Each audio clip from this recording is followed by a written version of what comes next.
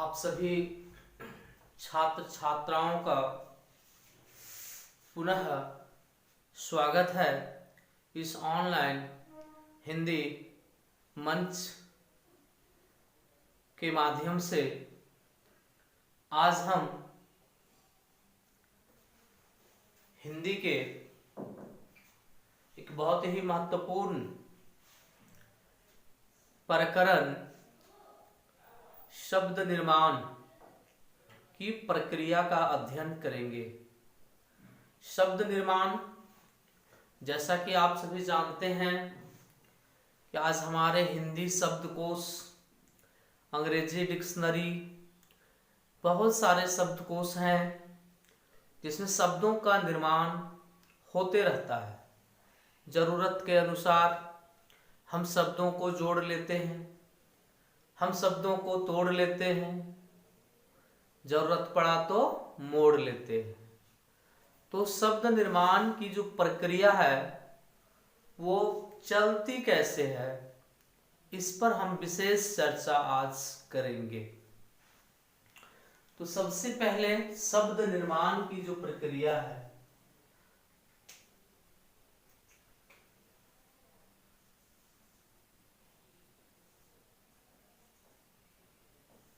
शब्द निर्माण अर्थात शब्दों का निर्माण हम कैसे कर सकते हैं।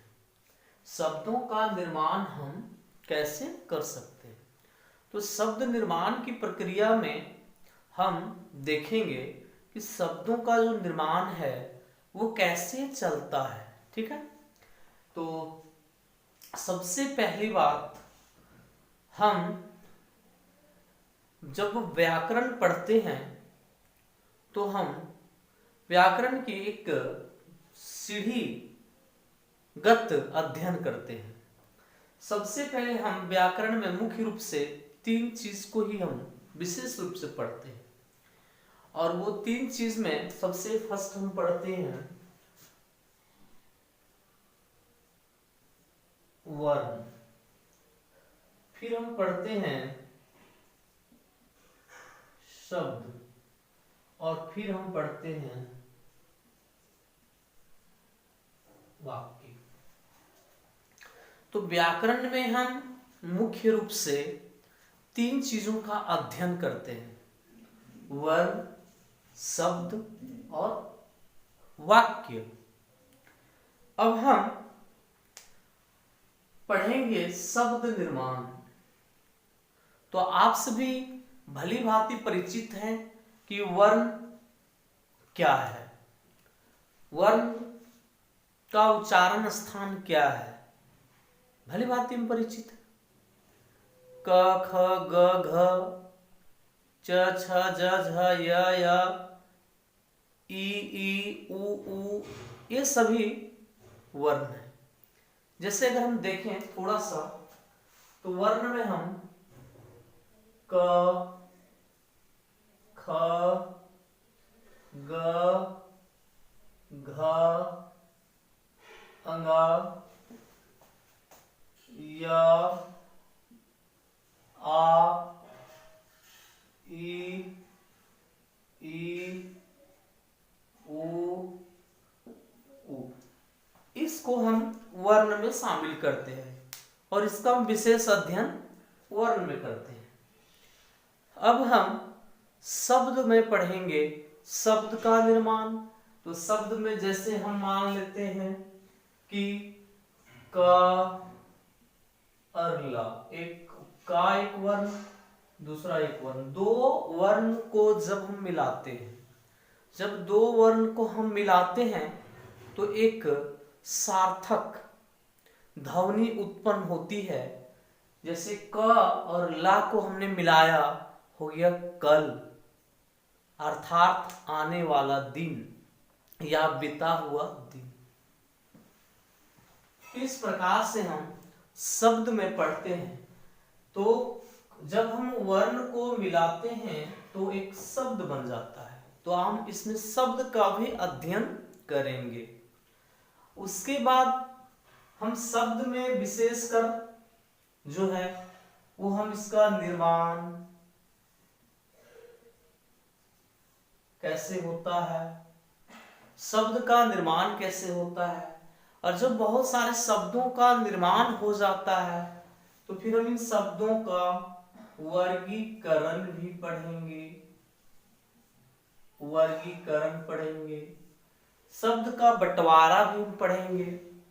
देखिए, सबसे पहले शब्द का निर्माण होगा, और जब शब्द का निर्माण होगा तो फिर उन शब्दों का वर्गीकरण भी होगा। जैसे हिंदी में या अंग्रेजी में जितने भी सारे शब्द हैं, चाहे उसके निर्माण की प्रक्रिया जो भी रही हो, हम उसका वर्गीकरण करते हैं। हिंदी के ही शब्द हैं तो उसका हम वर्गीकरण करते हैं। सबसे पहले जिससे हम वर्गीकरण करते हैं संज्ञा, सर्वनाम, विशेषण, क्रिया, क्रिया विशेषण, ये जो हम पढ़ते हैं जिसको आप कहते हैं शब्द भेद, या अंग्रेजी में बोलते हैं पार्ट्स ऑफ स्पीच। तो ये जो संज्ञा, सर्वनाम, क्रिया, विशेषण, ये सब जो भी आप देख रहे हैं वो क्या है, शब्दों का वर्गीकरण किया गया है। शब्दों को उसके कार्य के आधार पर हम बांट देते हैं। तो पहले शब्द बनाते हैं, फिर उन शब्दों का वर्गीकरण भी होता है। फिर शब्दों का वर्गीकरण हम लोग कभी कभी अनेकार्थी शब्द, पर्यायवाची शब्द, विलोम शब्द, कई तरह से कर देते हैं। और शब्द निर्माण का जब प्रक्रिया खत्म हो जाए, वर्गीकरण की प्रक्रिया जब खत्म हो जाए, तब हम अध्ययन करते हैं वाक्य का, क्योंकि वाक्य में शब्दों का प्रयोग किया जाता है। एक वाक्य को बनाने के लिए शब्द चाहिए, शब्द को बनाने के लिए वर्ण चाहिए, और शब्द यदि बन जाए तो उसका फिर वर्गीकरण करते हैं। और वाक्य को बनाने के लिए शब्द चाहिए, अर्थात वर्ण से शब्द बनेंगे, शब्दों से क्या बनेंगे, वाक्य बनेंगे। तो हम वाक्य का भी अध्ययन करेंगे। लेकिन हाँ, एक चीज और, जब हम वाक्य का अध्ययन करेंगे तो वाक्य में हम करेंगे अध्ययन पद का, पदबंध का,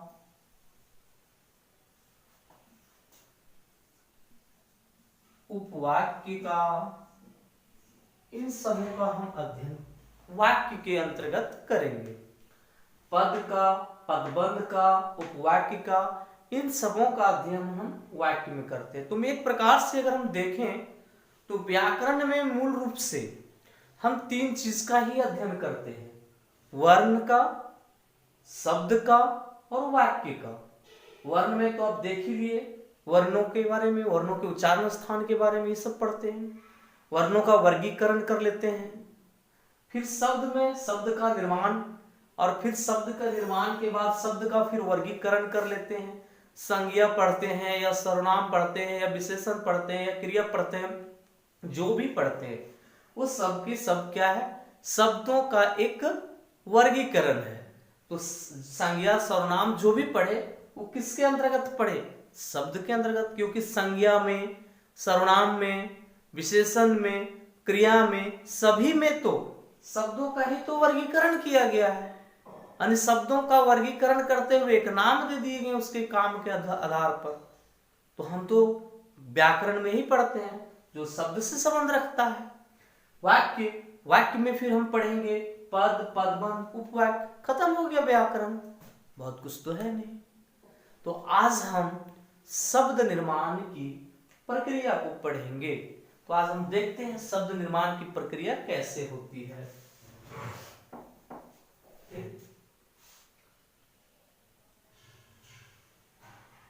का, धन, ला,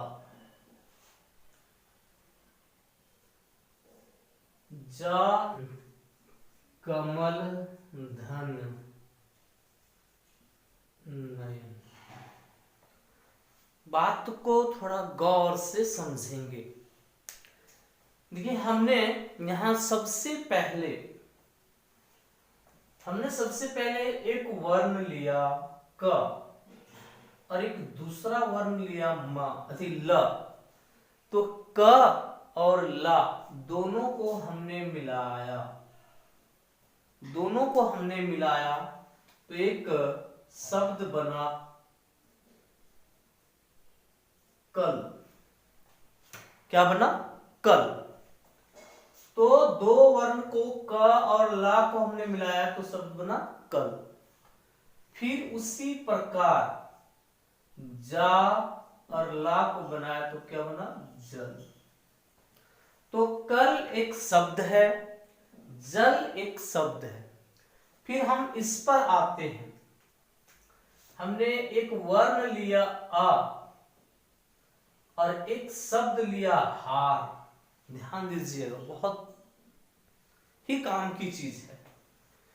हमने वर्ण लिया, जैसे हमने यहां एक वर्ण लिया क, वैसे हमने यहां एक वर्ण लिया आ। यहां पर हमने एक वर्ण, दूसरा वर्ण ही लिया था ला, लेकिन मैं यहां वर्ण ना लेकर मैं एक यहां शब्द ले लिया हूं हार। मैं एक शब्द ले लिया हूं हार। इस पर हम बाद में चर्चा करेंगे, ठीक है।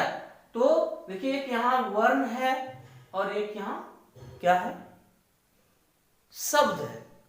तो इसको भी अगर हम मिला के बना दें तो हो जाएगा आहार।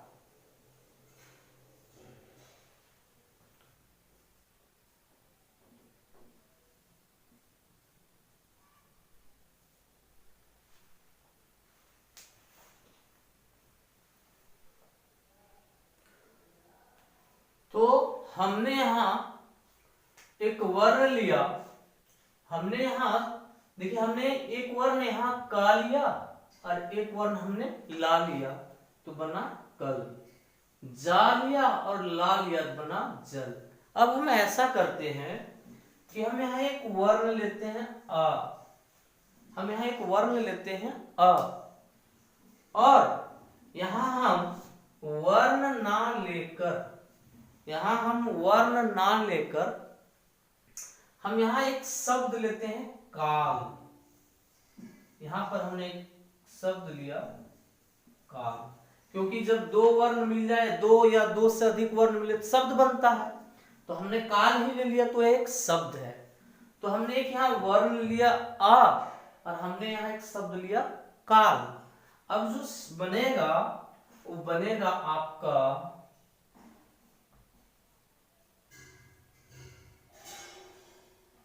अकाल, ठीक है। तो अब हम यहां आते हैं कि एक प्र और एक हार, यहां पर दो वर्णों का एक शब्द है। समझे, एक प्रकार के शब्द तो नहीं कहेंगे, शब्दांश कह सकते हैं। तो हमने यहां प्र शब्दांश लिया और एक हार लिया तो बन गया क्या? प्रहार। उसी प्रकार मैंने यहां एक शब्द लिया विद्या। विद्या एक शब्द है और आलय भी एक शब्द है। मैंने दोनों को मिला दिया तो बन गया विद्यालय, ठीक। उसी प्रकार कमल भी एक शब्द है और नयन भी एक शब्द है। तो कमल और नयन को मिलाया तो बन गया कमल नयन, ठीक। तो इस प्रकार से हम देख सकते हैं कि शब्द निर्माण की जो प्रक्रिया है वो सरल से धीरे धीरे जटिल हो जाती है, लेकिन सरल प्रक्रिया से भी शब्द निर्माण होती है और कुछ जटिल प्रक्रिया से भी शब्द का निर्माण होती है। तो शब्दों का जो निर्माण किया जाता है वो हम कई प्रकार से कर सकते हैं। तो पहला हमने जो शब्द निर्माण किया उसका आधार था वर्ण प्लस वर्ण, ठीक है। इसका आधार था वर्ण प्लस वर्ण। यहां पर हमने देखा कि वर्ण प्लस, यहां शब्द हो गया था, ठीक है, शब्द का जो आधार था यहाँ वर्ण प्लस क्या हो गया था, शब्द। इसमें हो गया था शब्द प्लस शब्द, इसमें भी हो गया शब्द प्लस शब्द। हम देख सकते हैं कि शब्द का जो निर्माण होता है वो वर्ण वर्ण को मिलाकर भी किया जाता है, और वर्ण और शब्द को मिलाकर भी किया जाता है, और शब्द शब्द को भी मिलाकर किया जाता है। इस प्रकार से हम कह सकते हैं कि शब्द निर्माण की जो प्रक्रिया है वो कई तरह से हो सकती है। यहाँ शब्द निर्माण की प्रक्रिया पहला स्तर पर वर्ण के आधार पर हुआ, यहाँ पर एक वर्ण और एक शब्द के आधार पर हुआ, यहाँ पर दो शब्द, यहाँ भी दो शब्द को लेकर के एक शब्द बनाया गया। तो इस प्रकार से शब्द निर्माण की प्रक्रिया जो होती है वो विभिन्न प्रकार से होती है। तो यहाँ पर हम जो देख रहे हैं कि विद्या प्लस आलय, हमने इसको जोड़ा और इस प्रक्रिया से विद्यालय बना। लेकिन शब्द निर्माण की जो यहाँ प्रक्रिया अपनाई गई, जिसमें शब्द शब्द को लिया गया, उसमें संधि का प्रयोग किया गया, अर्थात शब्द निर्माण की एक प्रक्रिया संधि भी है। तो हम कह सकते हैं कि शब्द निर्माण संधि से भी होता है। तो एक प्रश्न पूछता है संधि क्या है, तुम कह सकते हैं कि संधि शब्द निर्माण की एक प्रक्रिया है। यहां पर जिसको अपनाया गया उसको हम कह सकते हैं समास।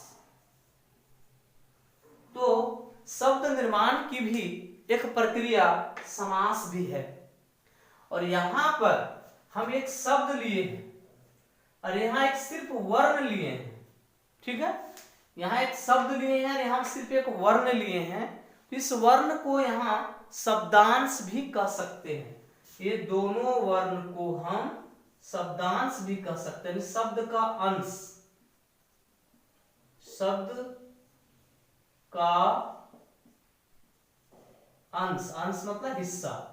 देखिए कल में का क्या हो सकता है, कल का शब्दांश शब्द का एक अंश हो सकता है। उसी प्रकार प्र या य को हम शब्दांश कह सकते हैं। तो यहां पर देखिए जब हम वर्ण लें और एक शब्द लें तो इसको शब्दांश कह सकते हैं, ठीक है। तो शब्दांश और एक शब्द को मिलाकर जब हम एक शब्द बना दें, एक नया शब्द बना दें, तो यहां पर जो प्रक्रिया अपनाई गई है इसको हम कह सकते हैं उपसर्ग,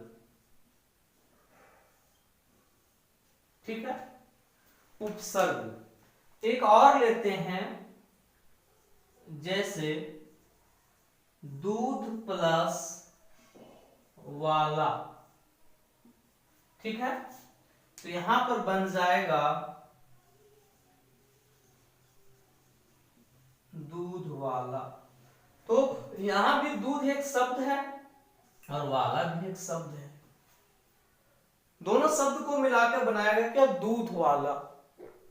तो यहां पर जो शब्द जुड़ा है यानी शब्द प्रक्रिया जो अपनाया गया है उसमें से ये शब्द मुख्य है, और यहां जैसे ये शब्द हार शब्द मुख्य था, तो इस प्रकार से ये मुख्य है, गौण है। तो यहां पर जो प्रक्रिया अपनाई गई है उसको हम कह सकते हैं प्रत्यय, प्रत्यय। तो हम इस प्रकार से कह सकते हैं कि शब्द निर्माण की प्रक्रिया कई प्रकार से होती है। उपसर्ग से भी शब्द निर्माण हो सकता है, संधि से भी शब्द निर्माण हो सकता है, समास से भी शब्द निर्माण हो सकता है, प्रत्यय से भी शब्द निर्माण हो सकता है, और वर्ण को मिलाने से भी शब्द निर्माण हो सकता है। तो इस प्रकार से आज हम देख सकते हैं कि शब्द निर्माण की जो प्रक्रिया है वो कई प्रकार से होती है। वर्ण वर्ण को भी मिलाकर हम शब्द बना सकते हैं। एक शब्दांश, शब्द का अंश यानी शब्दांश और शब्द को लेकर भी हम शब्द बना सकते हैं। दो शब्द को लेकर भी हम शब्द बना सकते हैं। ठीक है, एक शब्द इधर शब्दांश लेकर के भी हम शब्द बना सकते हैं। तो शब्द निर्माण की जो प्रक्रिया है उसको अगर हम कहें तो वर्ण प्रक्रिया द्वारा भी, उपसर्ग प्रक्रिया द्वारा भी, संधि प्रक्रिया द्वारा भी, समास प्रक्रिया द्वारा भी और प्रत्यय प्रक्रिया द्वारा भी किया जाता है। तो आज हम शब्द निर्माण की प्रक्रिया के तहत उपसर्ग एवं प्रत्यय का अध्ययन करेंगे कि किस प्रकार से हम उपसर्ग एवं प्रत्यय से नए नए शब्द बना सकते हैं। यानी उपसर्ग और प्रत्यय लगाकर हम किस प्रकार से नए शब्द को बना सकते हैं का अध्ययन करेंगे। तो चलिए हम देखते हैं। चलिए, तो शब्द निर्माण की प्रक्रिया, शब्द निर्माण की प्रक्रिया के तहत हम पढ़ेंगे उपसर्ग एवं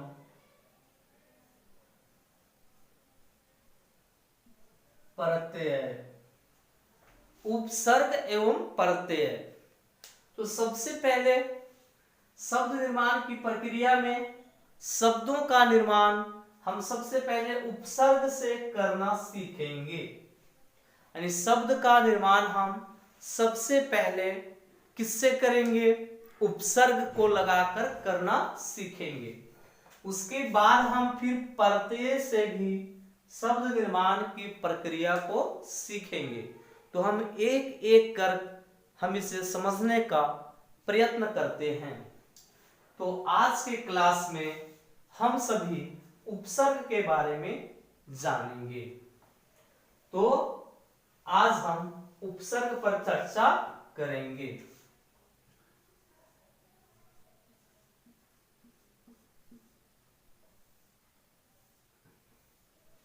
चलिए, सबसे पहली बात, उपसर्ग है कौन और वो रहता कहां है, इस पर हम पहले चर्चा करेंगे। तो सबसे पहली बात, उपसर्ग, सबसे पहले उपसर्ग है कौन? तो उपसर्ग है शब्दांश।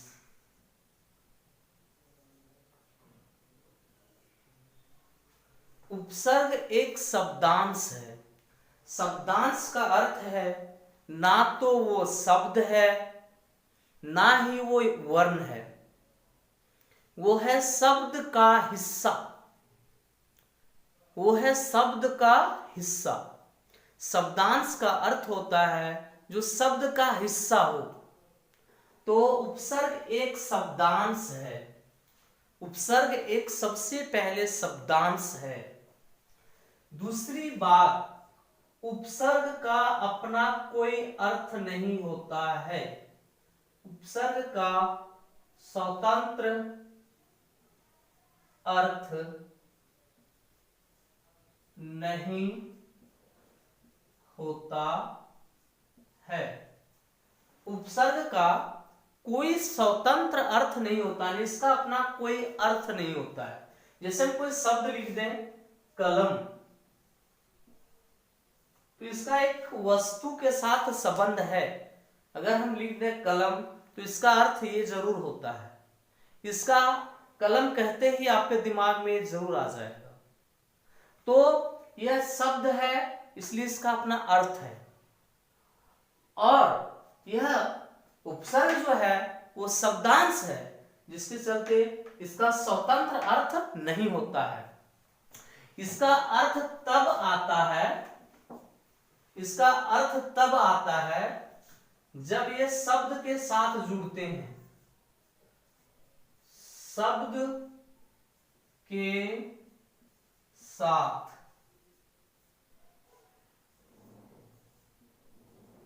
जुड़ने पर अपना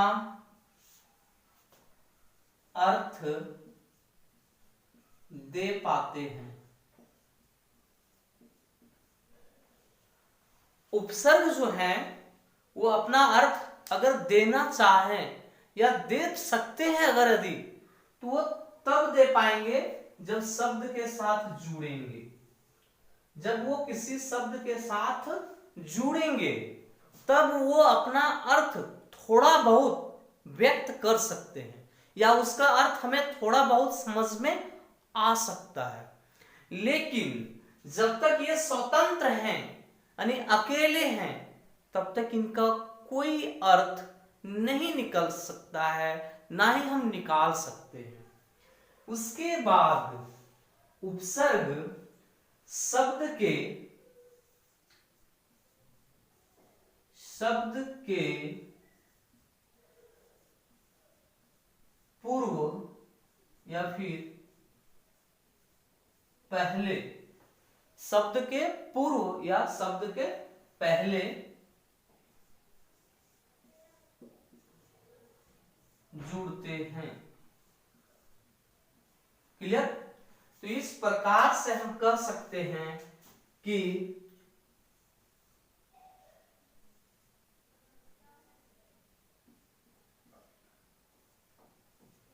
उपसर्ग के संबंध में हम कह सकते हैं कि उपसर्ग है कौन और रहता कहां है, करता क्या है। देखिए, उपसर्ग सबसे पहले एक शब्दांश है, अर्थात शब्द का अंश है। उपसर्ग स्वतंत्र अर्थ नहीं देता, या उपसर्ग का, ठीक है, उपसर्ग का स्वतंत्र अर्थ नहीं होता है। उपसर्ग का अपना कोई स्वतंत्र अर्थ नहीं होता, नहीं वो अगर स्वतंत्र रहे, अकेले रहे, तो उसका कोई अर्थ नहीं होता है। उसके बाद शब्द के साथ, उपसर्ग शब्द के साथ जुड़ने पर अपना अर्थ दे पाते हैं। यानी अगर उन्हें अपना अर्थ व्यक्त करना हो या उसका अर्थ हमें जानना हो, तो उसे किन्हीं ना किन्हीं शब्द के साथ जोड़ना पड़ेगा। उसके बाद उपसर्ग शब्द के पूर्व, पूर्व मतलब पहले जुड़ते हैं। तो अगर इतनी बात क्लियर हो गई हो तो हम आगे बढ़ेंगे।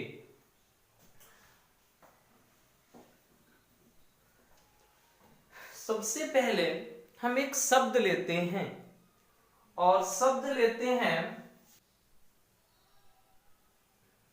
हार।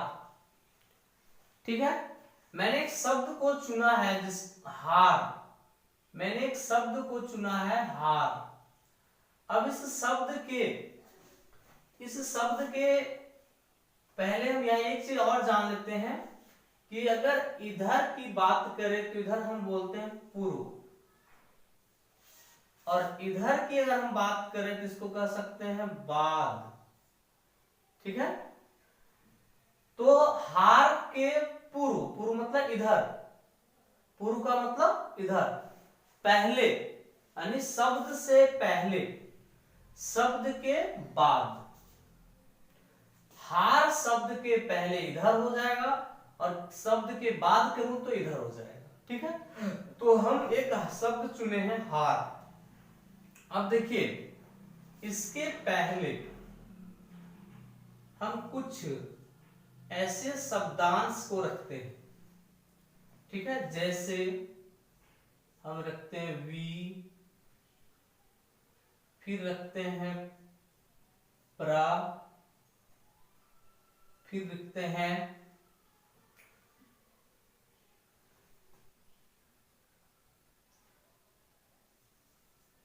आ। ठीक है, तो वी, ये हार शब्द के पहले हम वी लगा दें अगर, तो मेरा शब्द बन जाएगा विहार। प्र लगा दें अगर तो शब्द बन जाएगा प्रहार, और अगर हम लगा दें आ तो हो जाएगा आहार। तो इस प्रकार से अब हम यहां देख सकते हैं कि हम एक मूल शब्द लिए हैं, एक मूल शब्द लिए हैं, समझिए एक मूल शब्द लिए हैं, ठीक है। मूल शब्द लिए हैं हार, ठीक, मूल शब्द लिए हैं हार, और उसके पूर्व हमने पहले वी, प्र और आ ये सभी को जोड़ा है, ये सभी हैं शब्दांश, ठीक है।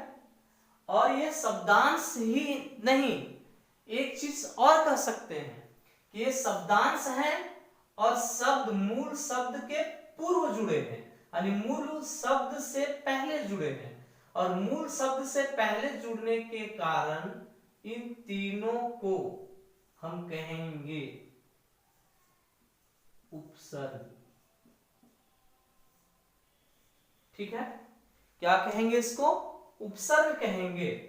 अर्थात हम उपसर्ग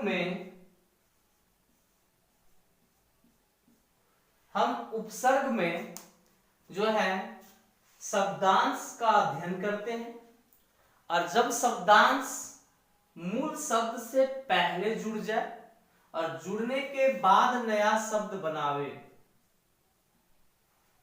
ठीक, तो ये पूर्व के सारे शब्दांश उपसर्ग कहलाएंगे। तो हार के पहले कौन कौन सा उपसर्ग लगा है? तो हार के पहले मैंने वी उपसर्ग लगाया तो शब्द क्या बना? विहार। हार के पहले मैंने प्र उपसर्ग लगाया, शब्द क्या बना? प्रहार। हार के पहले मैंने आ उपसर्ग लगाया, शब्द बना आहार।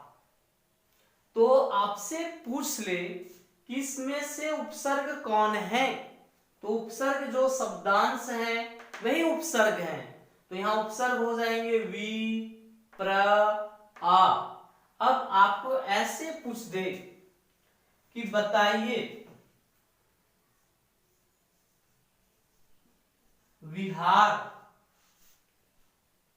में उपसर्ग कौन है, विहार में उपसर्ग कौन है, तो हम इसको अलग करके देखते हैं, वी और हार।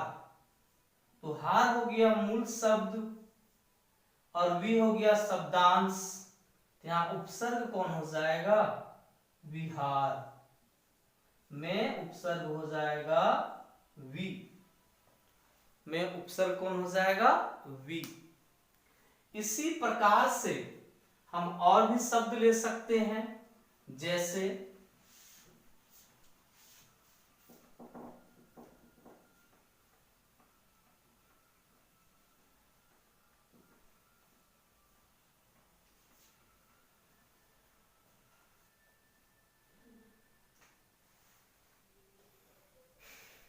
मान लेते हैं, हम शब्द ले लेते हैं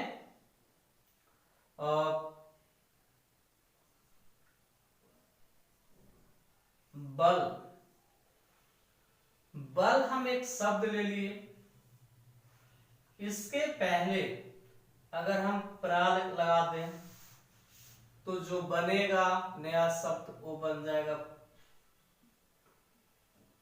प्रबल, ठीक है। उसके बाद हम लगा दें स, तो नया शब्द बन जाएगा सबल। उसके पहले हम लगा दें